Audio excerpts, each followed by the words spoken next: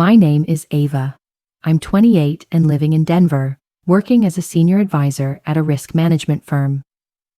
People call me the anchor, the one who stays sane when everyone else spins out, the one who patches things up while the rest of the family spirals.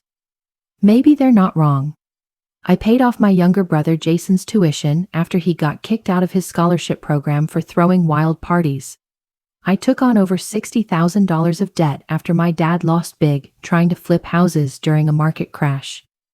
And I've quietly paid off every last dollar of my mom's credit card debt, even though she's never once asked if I was managing okay. I used to repeat the same thing. You don't abandon family. But after a while, that belief started to feel like a leash. Last week, I got a text from my mom. Ava, come by the house at 6 p.m. We've got something special planned just for you. My fingers froze above the screen. When my mom, Carla, says special, it usually means I'm about to be cornered. Last time she said it, I walked into a surprise family meeting where they begged me to co-sign a business loan for Jason's latest venture, just months after his last one went bankrupt.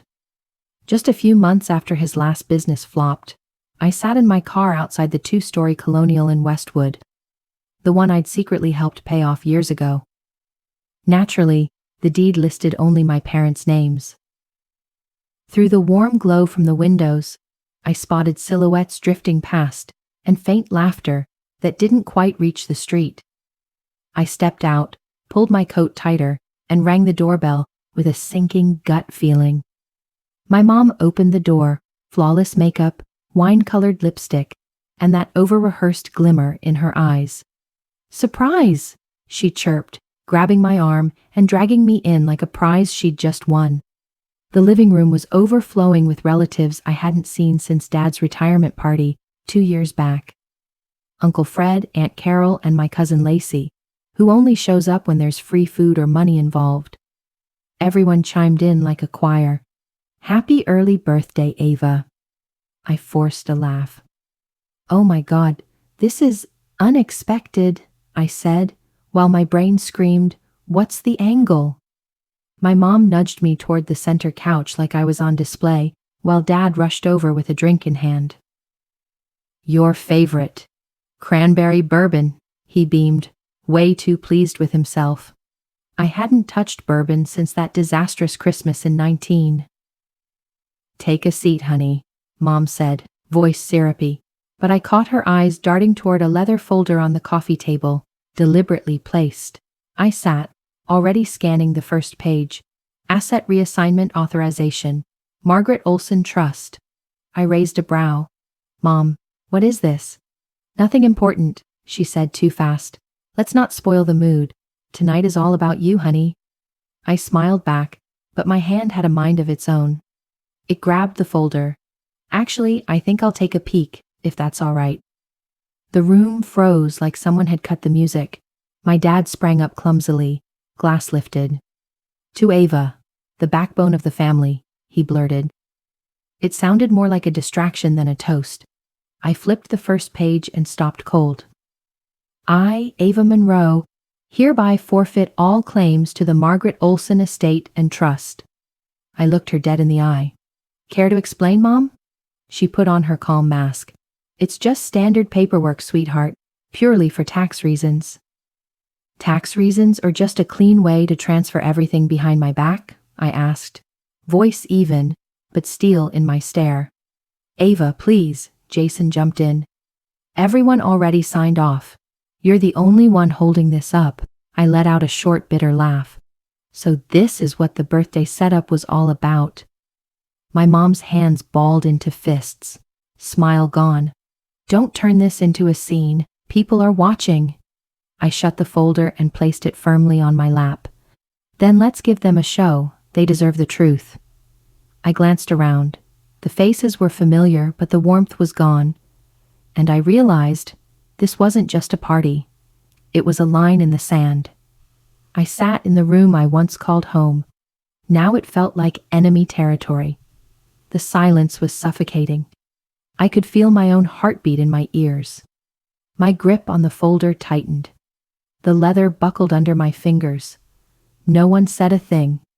Every eye in the room found something else to look at. Jason stared at the floor, his hands clenched like he was praying this would all blow over. Lacey scrolled on her phone, pretending her screen was more urgent than the fire in the room. My mom, Carla, still had that strained grin on her face, but the fear flickering in her eyes gave her away. I glanced at my dad. Even he looked like he wanted to disappear. Why would you both do this? If this was truly about Grandma Margaret's estate, why not just be upfront with me? My mother stepped closer, clearing her throat. Her tone was sugar-coated, but carried the sting of control. Honey, you overthink things. This is really nothing. We just figured the trust would be easier to manage if it stayed with us. I mean, you're doing well. You don't need the extra money, right? I let out a short, humorless laugh. Convenient for you, I'm guessing? You ambushed me with a party to corner me. I thought I was your daughter, not a walking checkbook. A rough voice cut through. Ava, that's enough, said Uncle Marty. You're making this awkward for everyone. Am I? I turned to him. Then I guess I should be sorry for refusing to hand over the only thing my grandmother left me. For nothing. My best friend Brooke stepped beside me. I didn't even realize she was there until she placed a hand gently on my back, solid and unshaken. Ava, Mom hissed, the mask finally slipping. Don't make this into a scene. I stood slowly, pinching the folder like it was something rotten. The thing is, Mom, you set the stage, wrote the lines, but I'm not following your script. I walked to the side table, laid the folder down like evidence, and scanned every face in that room. Grandma Margaret left it all to me because she saw through this. And tonight, you proved she was right to. Silence. I turned to Brooke. Let's get out of here. She nodded without hesitation. But before we could leave, my mom called out, If you walk out without signing, there will be consequences, Ava. I turned and met her glare head on. Consequences are nothing new to me. What's new is choosing honesty over fear. And I walked out. Not crying, not yelling, just free. Brooke's car slid into the night, past rows of street lamps casting warm halos on the pavement. I leaned into the seat, heart pounding from the aftershock. You all right? She asked gently. Not quite, but I will be, I whispered, staring out the glass. Brooke stayed quiet, then said softly, Your grandma saw this coming, didn't she? I nodded. Yeah, I think she left more than just a trust. Maybe a video, a letter, something that tells the truth. Brooke gave my hand a squeeze. Then it's your move now. I squeezed back and nodded. I'm meeting her lawyer tomorrow morning. We pulled up to a quiet lakeside cafe where the string lights flickered like stars on the water. Brooke brought over 2 mugs of hot tea while I dug out the same folder my mother tried to trap me with. I flipped through the pages slowly this time, combing every word like it could stab me if I blinked. It wasn't just a standard release form. Attached were a temporary power of attorney and a reallocation form, clearly transferring 100% of Grandma's assets into a new trust, one fully controlled by my parents. Brooke leaned in, her jaw tight. They didn't plan on giving you a single cent, did they? I nodded. Worse, they planned to use my name to legitimize the whole scam. If I'd signed, I would have handed them the keys to the kingdom, willingly. Brooke bit her lip, thinking, Didn't you say your grandma had a lawyer? Have you called him yet? I pulled out my phone and reread the last message Grandma Margaret sent me just days before she passed. Dear Ava, if things get murky, go to my lawyer, Daniel Cross. I left some things behind for you. The next morning, I called the office as soon as it opened. A polished-sounding assistant picked up and booked me in for 10 a.m. sharp. I arrived 10 minutes early, heart pounding so loud I could barely hear the receptionist. His office was nestled inside a red brick building in downtown Portland, with arched windows overlooking a city park. Daniel Cross was calm, silver-haired, probably mid-60s, and had the air of someone who'd seen it all. He shook my hand firmly and led me into a walnut-paneled office lined with legal volumes and quiet authority. On the desk was a thick envelope with my name handwritten in elegant cursive, sealed with wax. "Mrs. Olson left behind a personal video message for you," he said, pulling a sleek black USB from the drawer. "She also included supporting documents from the original trust, the one your family is now attempting to rewrite." I inhaled slowly. "Can I see the video now?" He nodded and slid the USB into his desktop. The monitor flickered to life. Her voice filled the room, calm, worn by time, but sharp as ever. "Ava, if you're watching this, it means things happened exactly as I expected." I straightened in my chair, glued to the screen.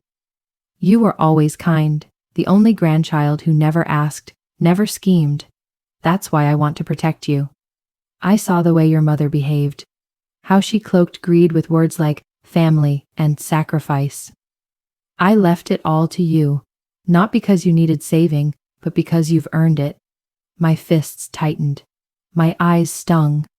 The screen shifted, displaying the original trust document. It clearly read, "If coercion or manipulation is used to pressure the heir into relinquishing their rights, all funds will immediately be transferred to the listed charities." "Your family doesn't know about this clause," Daniel said. "But if you authorize it, we can trigger it today." I looked at him. "And the video, can I have a copy?" "Absolutely." He handed me a new USB in a small black case. "There's a second video. It's meant for the family to see." I accepted the drive, my heart rattling with equal parts fury and fire. Then something clicked. They need to see this, all of them, together. Brooke met me in the parking lot. I spilled everything on the way home. When I said there was a video, her eyes snapped wide. "You're going to play it?" I nodded. "Tonight. I'm calling everyone to that same house. So the fake birthday party becomes a real plot twist." I grinned. "Only this time, I'm the one directing the show." Once the cast arrived, the screen would do the talking. And if anyone dared pull another stunt, the charity clause would light up like a trapdoor. They had no clue, but I finally understood. They were the ones on trial now. That night, I sent out a batch of short texts. "Mom, I've decided. Tomorrow at 5 p.m., I'm hosting everyone here at my place. Let's settle this the right way." Her reply came back faster than I expected. "Sweetheart, I knew you'd come to your senses. So glad we'll all be together." I didn't need to dissect the message. I knew Carla Monroe well. She never declined a gathering unless she couldn't control the outcome. Brooke and I spent the evening rearranging the living room like it was a theater stage. I brought home the mini projector from work and set it up across from the couch. The wall was clear, perfect for what was coming. I stood back, took one final breath, then placed the USB marked MO beside the laptop. My heart pounded, not from nerves, but anticipation. I knew that once tonight ended, nothing would ever go back to how it was. At 5 sharp, the doorbell rang, like clockwork. My mom entered first, wrapped in beige satin, hair curled just right, heels tapping like she owned the runway. "Where's Ava?" she asked the second she crossed the threshold, using my middle name like a reminder. "I made you." "I'm the one who called this meeting," I said, stepping forward with calm. "Come on in." My dad followed her, then Uncle Mitch, Aunt Denise, and Jason, who looked like he'd rather be anywhere else. I gestured toward the chairs, then moved toward the projector like I was opening a case in court. "There's something you all need to see," I said, quiet but firm, instantly silencing the room. I inserted the USB. The screen lit up, and there she was, Grandma Margaret, her silver hair tied back, her gaze piercing, her voice still warm, just like the afternoons we used to spend on her porch. "If you're watching this, it means Ava didn't sign what you tried to make her." I heard my mother shift slightly in her seat, but she stayed quiet. "I've created a trust that is irreversible. Everything I owned now belongs to Ava, the only grandchild who never took, Never twisted and never let me down. Jason dropped his eyes. My mom blinked rapidly. My dad looked like he'd seen a ghost. There are 3 firm conditions in this trust. First, it can only be used for personal needs: housing, health, education. Second, it may be invested, but not in any venture involving family. And third, it may be given to legitimate charities of her choice. I looked at my mom. She wasn't mad. She was terrified. If any family member tries to pressure Ava to surrender her inheritance, or files legal action, half of the trust will be immediately donated to 4 listed nonprofits. Silence stretched. I powered down the projector. I know you all tried to get me to give this up yesterday, but Grandma never intended for any of you to have it. And I'm not the little girl you can guilt into silence anymore. My mother stood, voice cracking. You're making this bigger than it is. Everything I did was for you. For me? I asked, calm and cold. Or because if I controlled the trust, you couldn't use it to clean up your own messes? My father slammed his palm on the table. That's enough, Ava. We're family. We share. I met his eyes, steady. I've shared enough. Now I'm keeping what's mine. I pulled out the copy of the trust terms and laid it flat in the center of the coffee table like a final chess move. Grandma predicted all of this. And if anyone here still thinks they can bend or break that trust, know this: every move has a price. My mother clutched her designer bag like a life vest, her eyes flitting around the room, desperate. You'll regret this, Ava. Sooner or later you'll come crawling back. I gave a slow nod. Maybe. But what I need now is respect, and I'm done selling my dignity to buy your approval. Then I walked to the door. This meeting's over. The silence that followed wasn't hollow. It was cleansing. For once, my apartment felt like my own. I glanced at the USB drive on my desk. It wasn't just a video. It was proof that my grandmother believed in me, believed I had the right to choose and the strength to stand firm. And if they dared to come back swinging, they'd learn. I'd already built my next countermove. The next morning, I sat in my tiny kitchen, staring into a cold cup of coffee like it could steady my thoughts. Margaret's USB was still tucked in my coat, but in my hand was a heavy file Daniel Cross had handed me himself. Your grandmother didn't miss a thing, he'd told me, passing over a folder labeled by year, like clockwork. She had kept meticulous records of every shady financial decision tied to my family. From credit cards secretly opened under my name in college, to shady wire transfers disguised as medical reimbursements. I lost track of time flipping through the stack, line after line of betrayal. Bank statements, printouts, even transcripts of recorded phone calls. But by the time I reached the last page, one thing was crystal clear. This wasn't about defense anymore. It was about exposure. 2 days later, I called my father and asked to meet. Just him. No Carla, no Jason. We met at a quiet diner in Tacoma, the same place he once took me for blueberry pancakes as a kid. But there would be no pancakes today. Just the reckoning. My dad, Thomas Monroe, arrived 10 minutes late, as always. He strolled in with that same sheepish grin. Traffic was hell, but hey, thanks for meeting me, kiddo. I nodded, gestured to the seat across from me, then set a thick manila envelope down between us. I'm not here to mend fences. I just want clarity. He squinted at the envelope. What is this, Ava? I slid it across the table. Everything. Loans in my name. Cards Carla opened and maxed. Emergencies for Jason that somehow funneled straight into her account in Miami. He gave a weak laugh. You've got it wrong, Ava. This is how families do it. It was all for us. I stared at him. For the family? I worked 3 jobs at 21 to pay off your debt while you were playing slots in Vegas. His face dropped, like I'd punched him in the gut. I kept going, calm and steady. Remember when Carla called sobbing, said Jason needed $8,000 for emergency surgery? I reached into my bag and slid out a printed bank statement.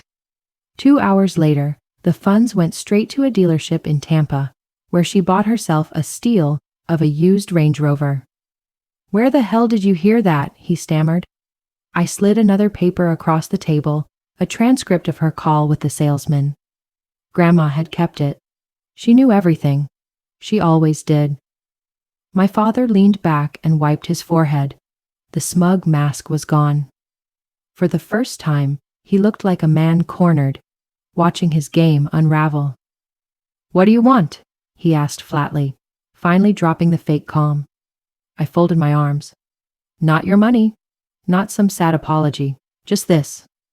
"Stop," I said, locking eyes with him. "From now on, neither you nor Carla touches a single cent of my inheritance. No more guilt texts. No more fake urgent transfers. And Jason's accidental Venmo requests? Done." I leaned in, voice low and cold. "If anyone so much as tries to access that trust, I'll go straight to the IRS. I've got every receipt, every transfer, every lie." He started to protest, but I shut it down. "And one more thing. I know you're fishing for another lawyer to overturn Grandma's will. Don't bother. One hint of coercion, one lawsuit, and half of it goes to charity, instantly."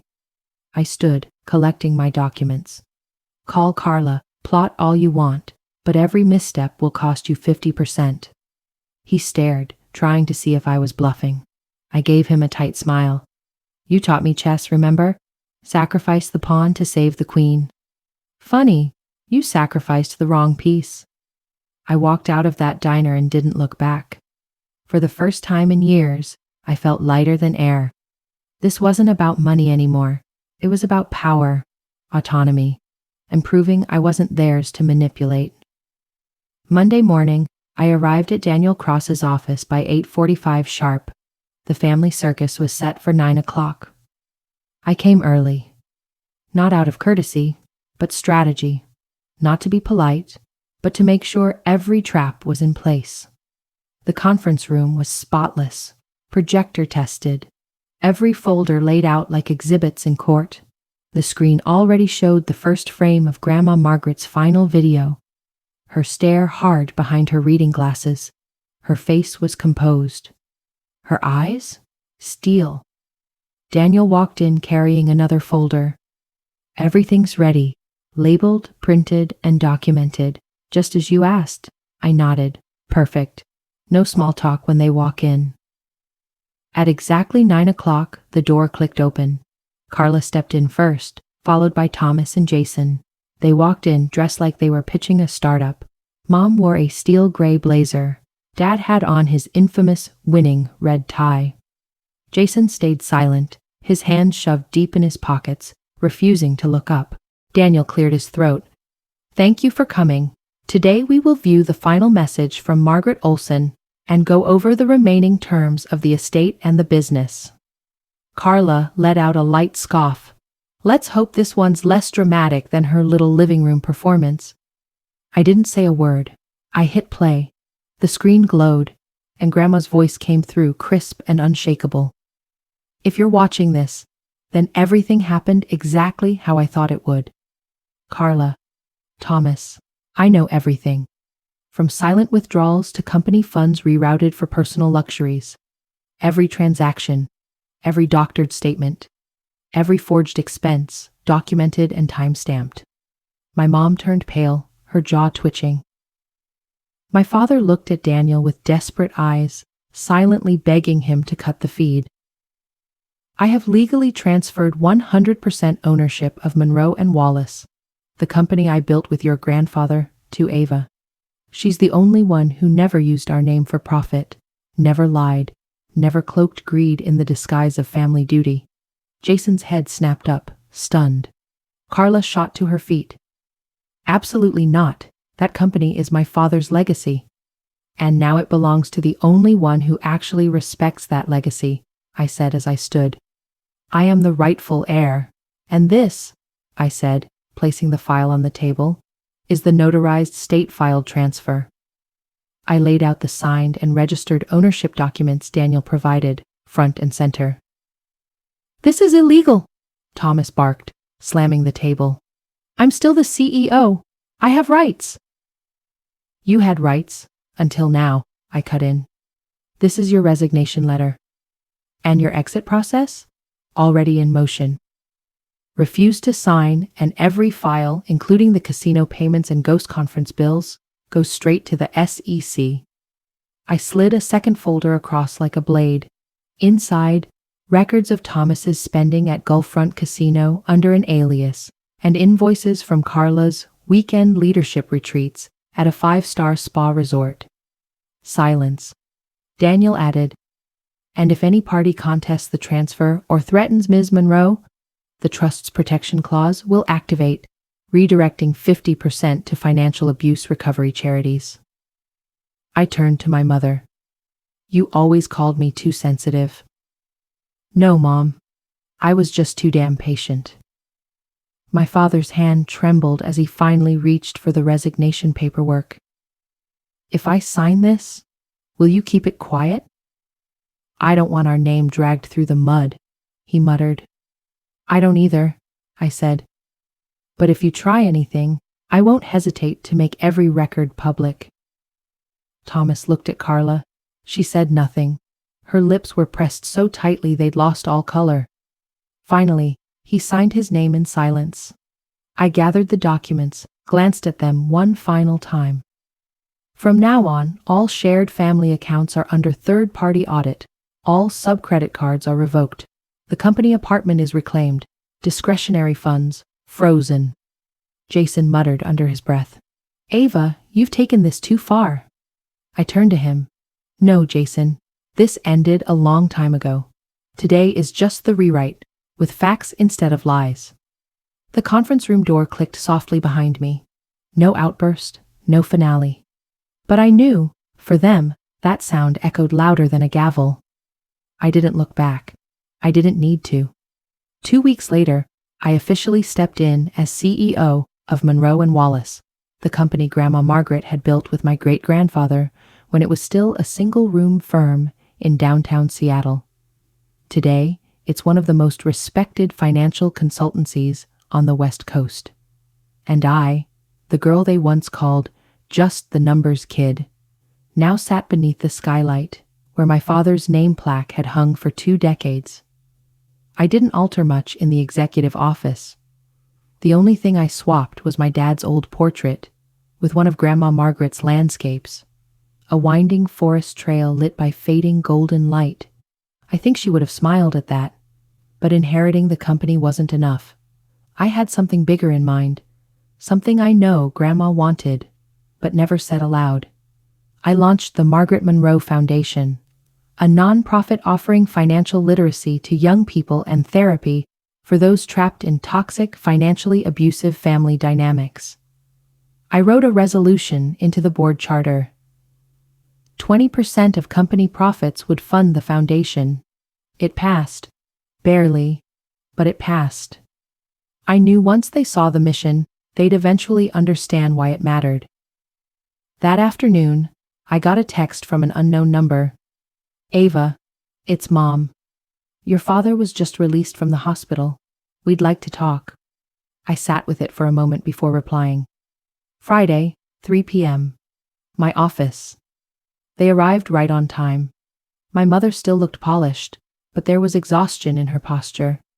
My father looked smaller, worn, his skin papery after heart complications. The usual arrogance was gone. In its place, fatigue, and maybe recognition that their schemes had caught up. Ava, Mom began, we're not here for money. We just want to talk, hear you out, that's all. I sat across, calm. 2 slim envelopes already on the table between us. I'm not cutting you out, I said, but I can't be your emergency fund anymore. I slid the envelopes forward. Inside, referrals, financial counselors and rehab programs for addiction and compulsive spending. If you're serious about change, I'll fund these. But I'm done bailing out bad decisions. My mother hesitated. Do you think we're terrible people? I shook my head. I think you're people who never learned how to draw the line. And worse, you never let me draw mine. My dad said quietly, I messed up. More than once. But seeing you now, this strong, Maybe your grandma knew exactly what she was doing. I didn't respond. Not because I didn't feel it, but because I no longer shaped my future around someone else's regret. They left without drama, no hugs, no requests, just silence. That night, I returned to the foundation office. A group of college students was preparing for a workshop on financial abuse and family systems. I stood quietly in the back, watching them work. No one knew I was the founder. I preferred it that way. Brooke arrived a few minutes late, holding 2 boba teas. "Word is," she said, "Jason's little sister just joined as a volunteer." I smiled. Good. Maybe the cycle ends with them. She handed me a printed draft of the foundation's website layout. "What do you want it to say under the About Us section?" I thought for a second, then wrote, "We believe family should never be a place of financial fear, and that real love never comes with a price tag." Brooke nodded, her eyes lighting up. "Perfect. Your grandmother would have been proud." I glanced out the window. The city lights sparkled like scattered stars. For the first time in years, I felt no pull between love and obligation. I no longer owed anyone a single piece of myself. Finally, I was living a life that belonged entirely to me. I once believed family blood was untouchable, sacred and fixed. That even after being hurt again and again, you forgave, because that's what family does. But the truth? Some bonds are just anchors disguised as roots, and if you're never bold enough to cut them loose, you'll drown in a loop of endless self-sacrifice. That fall, as amber leaves blanketed the walkway outside McKinley and Walsh HQ, I stepped into a chapter that finally had my name on it. No more 11 p.m. crises. No more vague, "Can we talk?" texts hiding financial demands. No more guilt each time I dared say no to people who once praised me for being the dependable one. I lived in a quiet apartment off Logan Square in Chicago. It wasn't flashy, but it was warm, and for the first time in years, coming home didn't feel like falling apart. My shelves now held new memories. Me, Brooke, and our first foundation team during a retreat in Oregon. Me and Jason standing side by side at the firm's restructuring event. No scripts, just honesty. And me, alone in a mirror, finally smiling without performing. One late evening after a seminar on cutting toxic family cycles, Brooke sat next to me, her hands cradling a chamomile tea. "If your mom called tonight, would you pick up?" I paused, then shook my head. Not from anger, but because I finally understood. Every time I let them back in, I risk losing what took me years to rebuild. Peace. Brooke nodded, watching the soft ceiling lights flicker. "Your family didn't lose you because of money," she said. "They lost you because they never learned how to value someone who always stayed." Her words echoed in my head the next morning when I spoke at a youth forum for survivors of family betrayal. I stepped onto the stage, no script, just clarity and a truth I no longer feared saying. "My name's Ava, and the first thing I want you to know, protecting yourself isn't selfish. It's survival." The auditorium stilled. I continued. I used to be my parents' endless wallet, the golden child, the fixer. But behind closed doors, midnight demands, emotional blackmail. "If you don't help, what happens to us?" they'd say. I gave more than money. I gave away years of trust, time, and youth just to hold together a version of peace that wasn't real. But guilt peace, it always crumbles. I looked down to the front row. Jason sat there quiet. He gave a slow nod, silent recognition. And that's when it hit me. Real family isn't about blood. It's who sticks around when you show up as your whole, unfiltered self.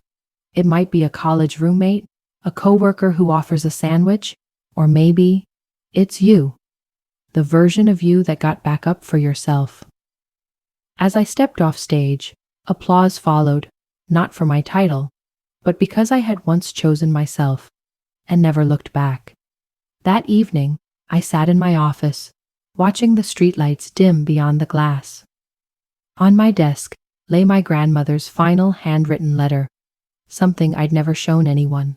Dear Ava, if the day ever comes when you have to choose between keeping your family and keeping your soul, remember, real family won't ask you to disappear for their comfort. Choosing you isn't betrayal.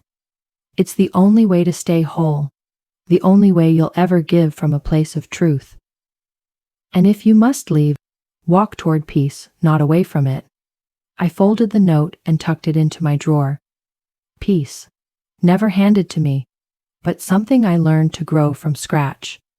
And for once, I knew something with absolute clarity. I don't need permission to be whole, to be happy. Ava's story is a powerful reminder. Sometimes the boldest move is drawing the line, even when it's with family. Blood doesn't mean care, and love never comes with strings. In a world built on guilt-drenched obligations, Ava chose values over validation and rebuilt her life on truth and worth. She showed that happiness doesn't come from pleasing people, but from daring to be honest with yourself.